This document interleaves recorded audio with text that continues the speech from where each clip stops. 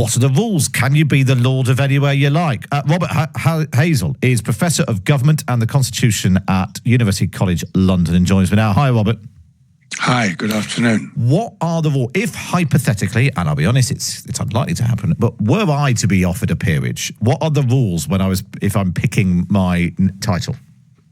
Well, you would be encouraged to go and talk to a person called Garter, King of Arms, who is the head of the College of Heralds, and he is the person who advises newly created peers about what title they might like to choose.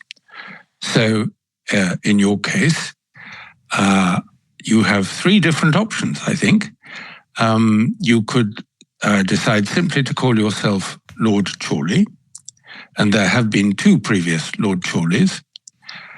Or you could decide to have a place name after that, normally the place of your birth or somewhere associated with your childhood. Where did you grow up? Taunton, well, so Somerset. Okay, so you could be Lord Chorley of Taunton in the county of Somerset. Yeah, that's got a nice ring to it. Yeah, but bizarrely, there have been a few people who feel, well, all my life I've been known as Matt Chorley. I want to go on being known as Matt Chorley. And they've chosen then to include their first name, their given name, hyphenated with their surname. So you could be Lord Matt-Chorley, if you so chose. I didn't know that. Well, the example I can think of is a politician that people may remember from previous Labour governments. He was a lawyer called Elwyn Jones, and he was an MP, a Welshman, as you might expect. And when he became Lord Chancellor, he decided he didn't want to be plain Lord Jones. So his title, he chose to be Lord Elwyn-Jones. And he wasn't the first to do that. Amazing. And then some people change their name altogether and just become Lord... well, in fact, we talked about John Woodcock earlier on, the former Labour MP. He's Lord Walner. You can just have a completely new name. Yes, and quite often MPs choose a place name.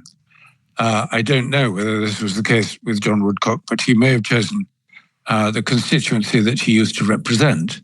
And there was a Liberal MP, now, at the beginning of the last century, who had been MP for Knaresborough about 25 years before, and rather briefly.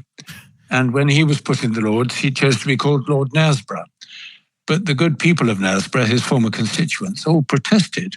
And they said, well, he was only our MP for a very short time, and it was a long time ago. How dare he claim to be Lord Knaresborough? But their objections were overruled. Because you can pick what you want. Robert, really good. Well, you can pick what you want, but what we don't know, unfortunately, because the discussions with Garter, King of Arms, are confidential, we don't know what things have been refused. So we only know the titles that people have managed to claim. Yes. Well, this is news that all of our listeners can use when they finally get the call up to the House of Lords. They'll be able to start thinking now about what their title will be. Robert, really good to speak to you. Robert Hazell there. Thanks so much for joining us on 5 Live. You're very welcome. You're listening to Lord Chorley of Taunton in the county of Somerset on 5 Live.